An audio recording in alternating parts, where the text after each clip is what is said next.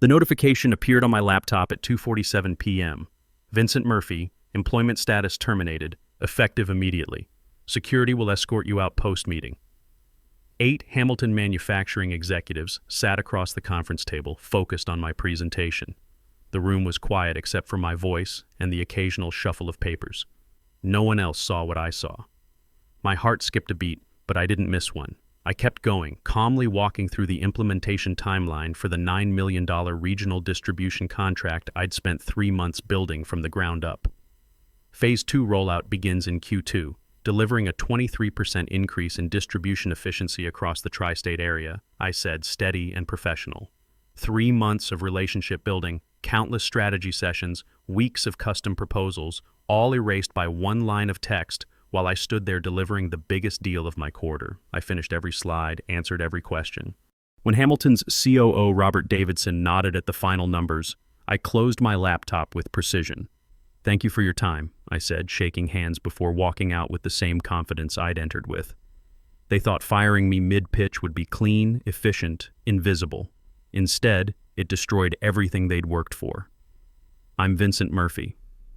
At 47, I'd been a senior sales director at Apex Industries for 18 years when they decided I was expendable. That's how I lost my job in one sentence, and how Apex lost millions. Let me back up 3 months. Howard Brennan, VP of Sales, asked me to design a comprehensive regional expansion strategy. "You understand this market better than anyone, Vincent," he said. We'd been friends for 25 years. He was my best man when I married Linda back in '99. I spent 4 weeks crafting a 47-page plan, distribution networks, personnel allocation, market penetration strategies, timeline projections, everything needed to capture the regional manufacturing sector we'd been targeting for years. When I handed it to Howard, he called it brilliant. A week later, Lance Patterson, a newly hired director with MBA confidence and zero real-world experience, was presenting it as his own at the quarterly leadership meeting. My name was gone. In its place, Regional Expansion Framework, developed by Lance Patterson. He caught my eye and gave me that smug smile young guys perfect in business school. I kept my face neutral, just nodded like it was the first time I'd heard these ideas. Around me, senior management praised his innovative thinking. Howard looked proud. That night, I started backing up my work files. Not company data, just my methodologies, frameworks, and analytical models. Stuff that came from my head, not Apex systems. I'd been through 2 recessions and a corporate restructuring in 2008. I knew the signs. When you've got 18 years of experience, you learn to read the room. And this room was telling me my time was up. The signs got clearer over the next few weeks.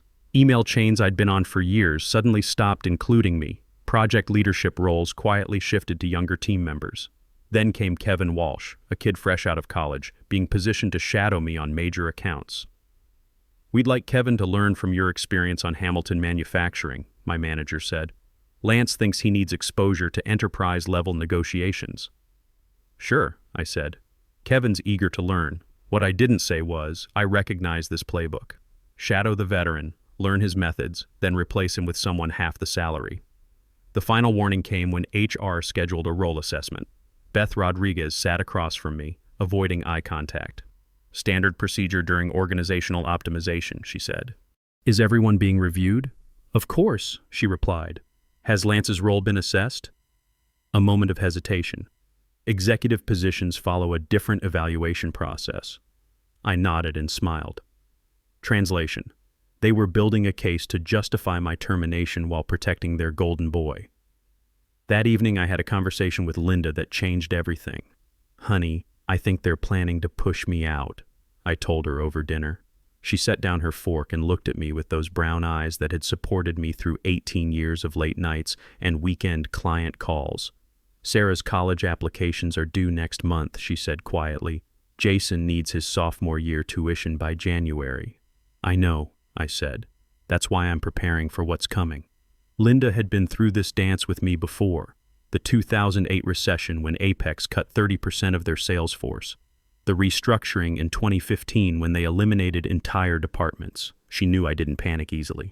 "If you think this is happening," she said, "then we need to be ready. What do you need from me?" That question hit me harder than any termination notice ever could. After 23 years of marriage, she still had my back. even when it meant uncertainty, even when it meant risking the financial stability we'd built for our kids. Sarah was a senior, applying to colleges that cost more than I made in my first 3 years at Apex. Jason was thriving at State, majoring in engineering, counting on us to cover his remaining 2 years. The mortgage had 8 years left. Linda's part-time work at the library helped, but my salary was the foundation everything else was built on. "I need you to trust me," I said. "I'm going to start preparing for a world where Apex isn't part of our future." She reached across the table and took my hand. "We've made it through worse," she said. "We'll make it through this too." The next morning, I started reaching out to former colleagues who'd moved on from Apex. Diana Foster had left compliance 2 years earlier to start her own consulting firm specializing in regulatory frameworks for manufacturing companies. Mark Stevens had gone independent after finance downsized his department in 2019, building a practice around financial analysis for mid-sized businesses. Over quiet coffee meetings at diners far from Apex's downtown offices, I floated an idea. What if we formed a strategic partnership? Independent consultants working together on projects too big for one person but too specialized for the big firms. Diana was immediately interested. She'd been turning down work because she couldn't handle the compliance piece and the strategic implementation simultaneously. Mark was more cautious, but he understood the math. The three of us together could bid on projects that none of us could handle alone. By the time I walked into the Hamilton manufacturing presentation, I had more than just a backup plan. I had the skeleton of Murphy Consulting Solutions mapped out.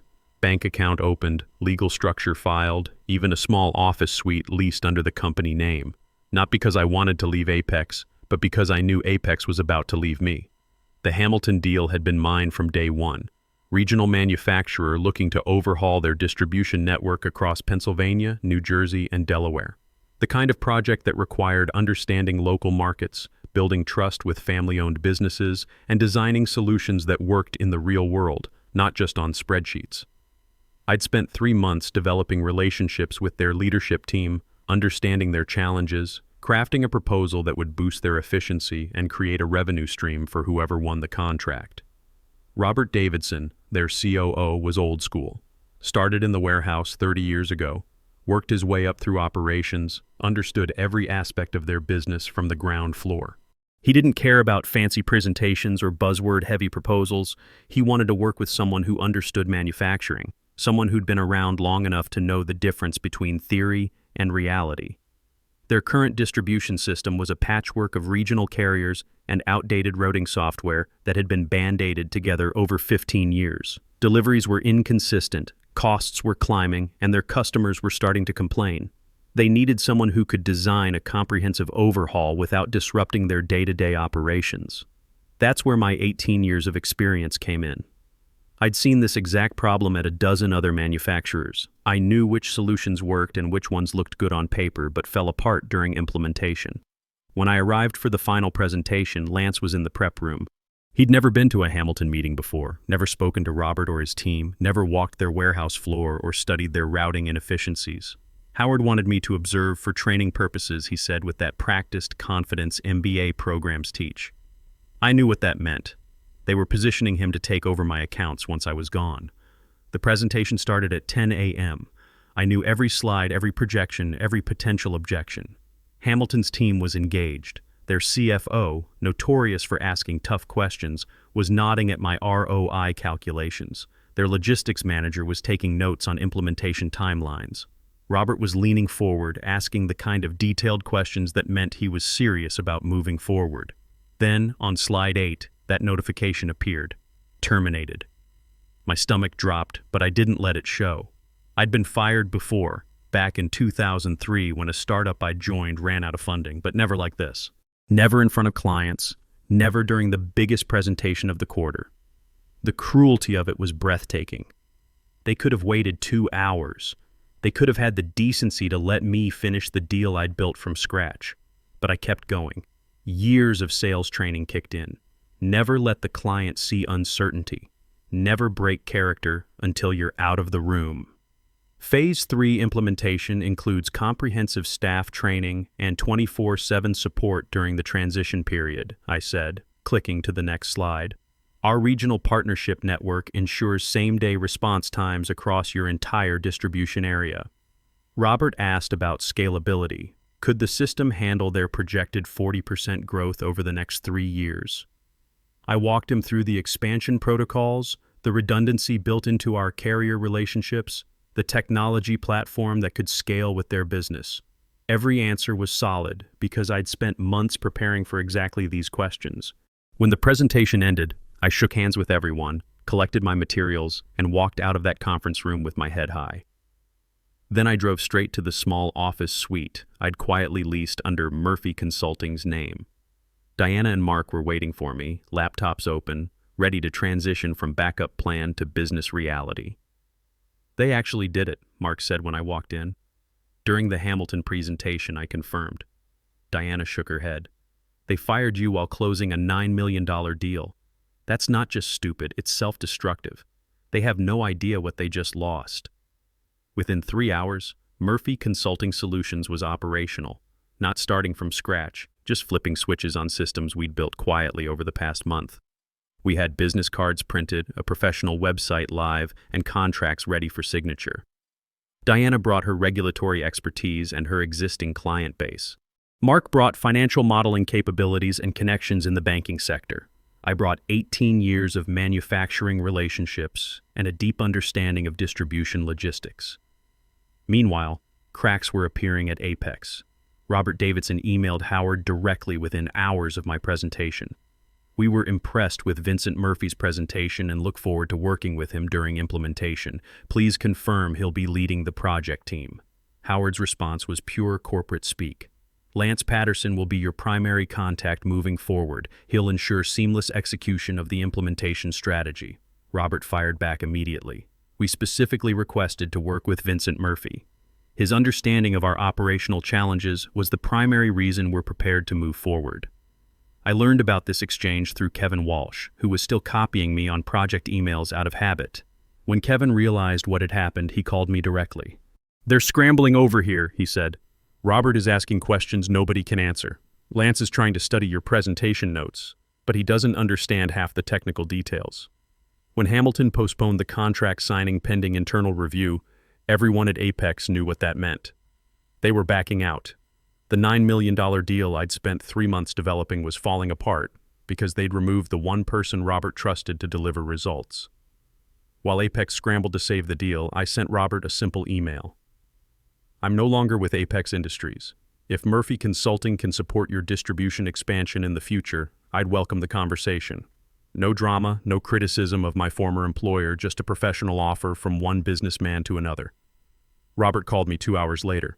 "Vincent," he said, "we've invested significant time in this project specifically because of your understanding of our business." "What happened over there?" "Apex is going through some internal changes," I replied neutrally. "They made personnel decisions they felt were appropriate for their organization." "That's a diplomatic way of saying they made a serious mistake," Robert said. His voice had an edge to it. "We're not interested in working with someone who's never been in our facility or understands our operation. Can your consulting firm handle a project of our scope?" "Absolutely," I told him.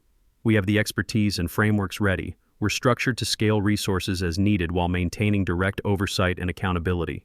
What we won't do is hand you off to someone who's learning your business on your dime." 3 days later, Hamilton Manufacturing officially ended all discussions with Apex and requested a formal proposal from Murphy Consulting Solutions. When that news reached Apex, the impact was devastating.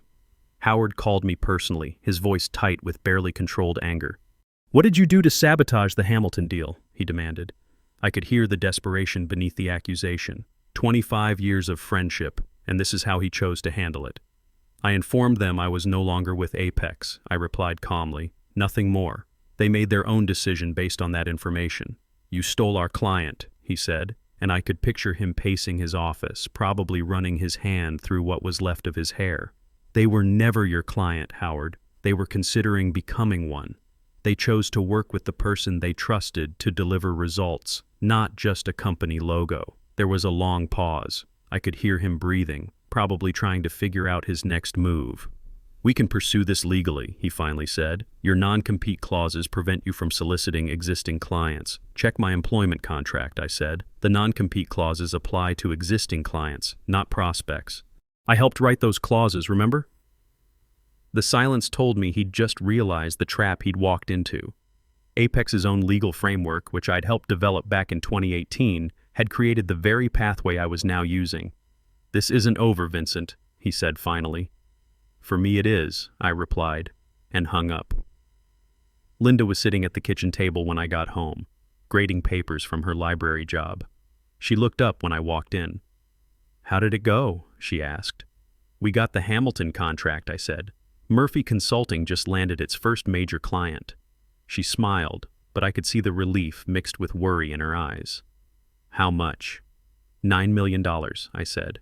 "Paid over 18 months, which means we'll have steady cash flow while we build the rest of the business." She stood up and hugged me. "I'm proud of you," she said.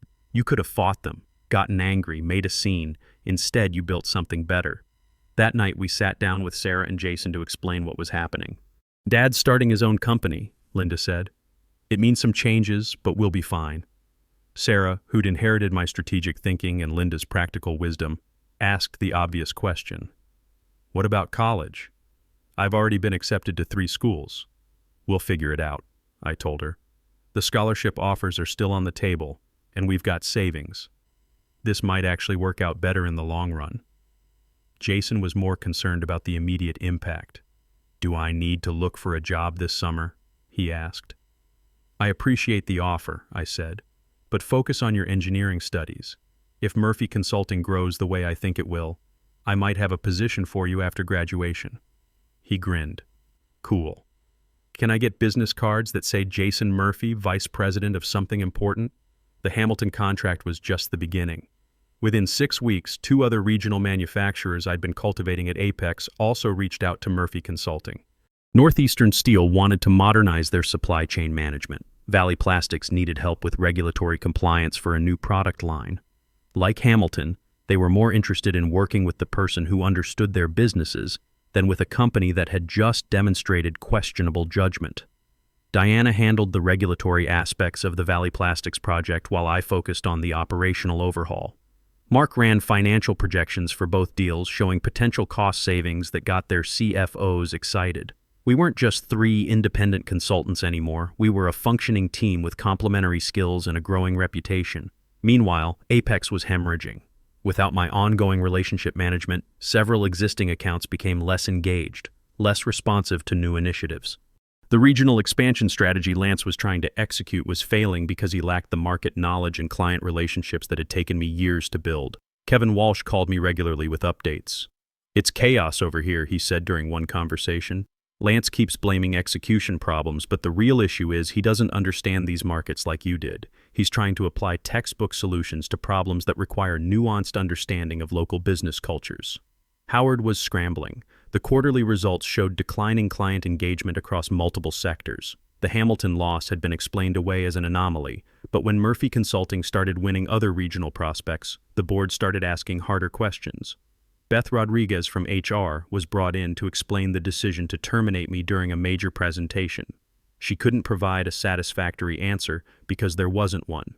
8 months later, Apex and Murphy Consulting found ourselves competing for a major prospect, a logistics company looking to modernize their distribution network across the Mid-Atlantic region. It was the kind of high-profile project that could establish Murphy Consulting as a major regional player or prove that Apex still had the capability to compete with former employees. Apex sent Lance with a team of 4 specialists. They had impressive credentials, polished presentations, and the backing of an established company. Murphy Consulting sent me, Diana, and Mark. We had experience, relationships, and a track record of delivering results for clients who were similar to this prospect. We presented second, walking into the conference room as the Apex team was leaving. Lance's eyes met mine briefly. His confident smile wavered for just a moment before he recovered and nodded professionally. I nodded back and continued into the room without breaking stride. No animosity, no drama, just 2 professionals acknowledging each other. Our presentation was everything Apex wasn't: focused, practical, and precisely aligned with what this client actually needed. We didn't overwhelm them with buzzwords or impressive-sounding jargon. We demonstrated, with calm authority, that we understood their challenges and had practical frameworks for addressing them. Diana explained how regulatory compliance could be streamlined without compromising safety standards. Mark showed financial projections that were conservative but compelling. I tied it all together with implementation timelines based on real-world experience with similar projects. We won the contract not because of any lingering resentment toward Apex, but because Murphy Consulting was simply better at delivering what this client required. Our approach was more personal, more flexible, and more accountable than what a larger company could provide. That victory sent shockwaves through Apex. Losing Hamilton could be dismissed as bad luck or a client's irrational loyalty to a former employee. Losing to Murphy, consulting in direct competition, was different. It was a market judgment on the relative value of the two companies, and everyone in the industry knew it. 2 weeks later, Kevin Walsh reached out. "Can we meet?" he asked. "There are things happening at Apex you should know about." We met at a quiet diner on the outskirts of town, away from any chance encounters with former colleagues. Kevin looked exhausted, the kind of tired that comes from trying to succeed in an impossible situation. "It's falling apart over there," he said once we were seated. "The regional expansion is a disaster. Clients are frustrated with Lance's approach. He keeps blaming execution problems. But the real issue is he doesn't understand these markets the way you did. Howard's under pressure from the board. They're questioning the decision to let you go, especially after losing multiple contracts to your company." "Why are you telling me this?" I asked. Kevin stirred his coffee, choosing his words carefully. "Because I'm leaving Apex," he said. "Several of us are. The writing's on the wall. They're going to blame the junior staff for the failures at the top. I wanted advice on what to do next, and I wanted to apologize." "Apologize for what?" "For not speaking up when they fired you," he said. "For letting them use me to shadow you so they could replace you.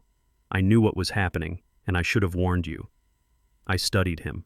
He'd clearly learned something about corporate loyalty over the past months, lessons that business school doesn't teach. "Send me your resume," I said. "Murphy Consulting is growing. We might have room for someone with fresh energy and hard-earned wisdom about how these companies really operate." His relief was visible. "You'd consider hiring me after what happened?" "You were 22 years old and following orders," I said. "That's different from making the decisions. Besides, we need someone who understands the younger perspective on business operations." 3 weeks later, Kevin joined Murphy Consulting as a junior consultant. He brought not only his skills, but also insights into Apex's increasingly desperate attempts to stabilize. Howard had been quietly moved from VP of Sales to a newly created role in business development, a title with less client contact and more internal focus. Lance had left entirely. No announcement, no farewell email, just another name quietly erased from the company directory. 12 months after that notification appeared on my screen, I walked into Murphy Consulting's expanded office. We'd outgrown our original space and moved to a larger suite in the business district. The reception area featured a simple but professional sign: Murphy Consulting Solutions, Vincent Murphy, founder and CEO. Hamilton's distribution expansion had been completed on time and 15% under budget. They'd already contracted us for 2 additional projects and referred us to 3 other regional manufacturers. The logistics company's modernization had exceeded all benchmarks, delivering cost savings 8% higher than our projections. Murphy Consulting now employed 11 people, including 4 former Apex staff who joined us seeking a more merit-based environment. Linda joined me for lunch that day, taking a break from her library work to see the new office. "This is impressive," she said, walking through our conference room and individual offices. "Remember when you were worried about providing for the family?" I laughed. "That seems like a lifetime ago." Sarah had gotten into her first-choice college with a partial academic scholarship. Between the scholarship and our improved financial situation, we could cover her expenses without touching retirement savings. Jason was thriving in his junior year, already talking about internships and his post-graduation plans. Standing in that reception area, I thought about the journey. I'd never sought revenge against Apex. I'd never publicly criticized them or revealed the circumstances of my departure. I'd simply built something better, something that honored client relationships and strategic thinking over internal politics and age discrimination. The most rewarding part wasn't watching Apex struggle or seeing former colleagues seek positions with us. It was building a company where experience was valued, where client relationships mattered more than corporate politics, and where success was measured by results rather than presentation skills. At 47, I'd learned that true job security doesn't come from company loyalty or corporate titles. It comes from being so good at what you do that clients follow you wherever you go. It comes from building relationships based on trust and delivering results that speak louder than any marketing campaign. Howard called me one last time, about 14 months after my termination. "I heard Murphy Consulting won the Peterson Industries contract," he said. His voice had lost its edge, replaced by something that sounded like resignation. "That was our biggest prospect this quarter." "Congratulations," I replied. "Peterson needed someone who understood their operational challenges. We were able to help them." "Vincent," he said, and I heard 25 years of friendship in his voice. "I made a mistake. I should have protected you, should have found another way." "I know," I said, "but it worked out for the best. For you, maybe. For Apex, it's been a disaster. We've lost 6 major clients in the past year. The board is talking about bringing in outside management." "I'm sorry to hear that," I said, and I meant it. Good people still worked there, people who'd had nothing to do with the decisions that led to my termination. "Take care of yourself, Howard." "You too, Vincent." "And Vincent?" "Yeah? You were right about the relationships being more important than the systems. I should have listened. 2 years have passed since that notification slid across my screen." Murphy Consulting has grown to 16 employees with partnerships in 4 states. Apex still exists, but in diminished form, having been partially acquired by a larger competitor who valued their client list more than their operational structure. My name is Vincent Murphy, founder and CEO of Murphy Consulting Solutions. Sometimes the best thing that can happen to your career is losing the job you thought you needed to keep. That notification was meant to be an ending.